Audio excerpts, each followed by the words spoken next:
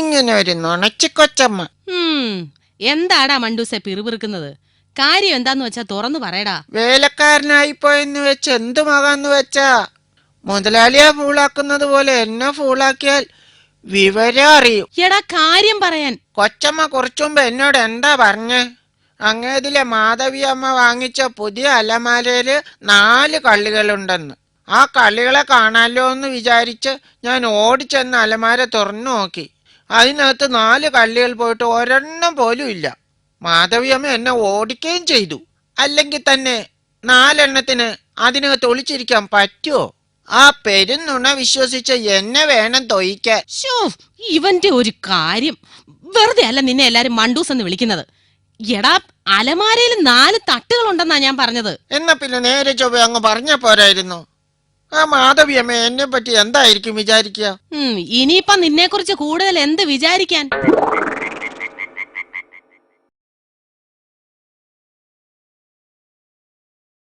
എടാ മണ്ടൂസേ, ഞാൻ വീക്കിലി പത്രാധിപരെ ഒന്ന് കാണാൻ പോവാ. മൊയിലാളി ഇരിക്കുന്നത് എന്തുവാ? അത് ഞാൻ എഴുതിയൊരു നോവലാ, ശാന്തമ്മയ്ക്ക് ശനിദശ. ഈ നോവൽ കൺമഷിയിൽ അച്ചടിച്ചു വരും. എന്നാലും ഈ അച്ചടി മഷിക്ക് ഇത്രയും വില കുതിച്ചു വരുന്ന ഞാൻ വിചാരിച്ചില്ല മൊയിലാളി. അച്ചടി മഷിക്ക് വില കുതിച്ചുയർന്നെന്ന് നിന്നോട് ആര് പറഞ്ഞു? മൊയിലാളി അല്ലേ പറഞ്ഞത് മൊയിലാളിയുടെ നോവൽ കൺമഷിയിൽ അച്ചടിച്ചു വരുമെന്ന്. അച്ചടി മഷിയുടെ വില താങ്ങാൻ പറ്റാത്തത് കൊണ്ടായിരിക്കുമല്ലോ കൺമഷിയിൽ അച്ചടിക്കുന്നത്. ഓ, ഇവനെ കൊണ്ട് തോറ്റു. എടാ, കൺമഷി ഒരു വാരികയുടെ പേരാ. ആ വാരികയിൽ എന്റെ നോവൽ തുടരെ പ്രസിദ്ധീകരിക്കുമെന്നാ പറഞ്ഞത്. ഇപ്പൊ പിടികിട്ടി. എടാ, ഇതെന്റെ 16ാമത്തെ നോവലാ. 15 നോവൽ ഒന്നിനു പിറകെ ഒന്നായി ഞാൻ എഴുതി പത്രാധിപരെ കാണിച്ചു. ഇതിനും ആ ഗതി വരുമോ മൊയിലാളി? ഒരിക്കലും ഇല്ലടാ. ഇതെന്റെ ആത്മാവിന്റെ ആവിഷ്കാരമാണ്. ഇതിൽ മലയാളി മണ്ണിന്റെ മണവും ഗുണവുമുണ്ട്. കഥാപാത്രങ്ങൾ ആത്മാവിന്റെ ആഴങ്ങളിലേക്ക് ഊളിയിട്ടിറങ്ങും. നീ കണ്ടു, ഞാനിതിന് അവാർഡ് മേടിക്കും.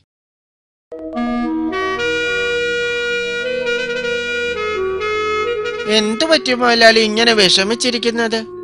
എടാ, എന്റെ നോവൽ കൺമഷി പത്രാധിപർ സ്വീകരിച്ചില്ല. ദ്രോഹി. കഷ്ടം. ഇത്ര കണ്ണി ചോരയില്ലാത്തവനായി പോയല്ലോ ആ പത്രാധിപർ. മുയലാളിക്ക് ഒരു പെണ്ണിന്റെ പേര് വെച്ച് എഴുതാൻ മേലായിരുന്നോ? ഇപ്പൊ എല്ലാവരും അങ്ങനെ എഴുതുന്നത്. പോയ ബുദ്ധി ആന പിടിച്ചാ കിട്ടില്ലെന്നാ പ്രമാണം. എടാ, ആ കോന്തം പത്രാധിപർ പറയാ മനുഷ്യജീവിതം പച്ചയായി കടലാസിൽ ആവിഷ്കരിക്കണമെന്ന്. അയാൾ അങ്ങനെ പറഞ്ഞോ മൊയിലാളി? പറഞ്ഞടാ, മനുഷ്യജീവിതം പച്ചയായി കടലാസിൽ ആവിഷ്കരിച്ചുകൊണ്ട് ചെന്നാൽ പ്രസിദ്ധീകരിക്കാമെന്ന്. എന്ന കാര്യം വളരെ എളുപ്പമായി മൊയിലാളി. അതെങ്ങനെയാടാ? ഈ മൊയിലാളിക്ക് ഒരു ബുദ്ധിയില്ല. ഞാനിപ്പൊ ശരിയാക്കി തരാം മൊയിലാളി. അവൻ എന്തെടുക്കാനാണാവൂ അകത്തു പോയത്? മൊയിലാളി ഇത് നോക്കിയേ. എന്താണത്? മഷിക്കുപ്പിയല്ലേ? എന്തിനാ ഇത്? ഇത് വെറും മഷിയല്ല മൊയിലാളി, പച്ചമഷിയാണ്. എന്തിനാടാ പച്ചമഷി? മൊയിലാളിക്ക് പച്ചയായി നോവൽ എഴുതണ്ടേ? ഇതാ മൊയിലാളി മഷിക്കുപ്പി.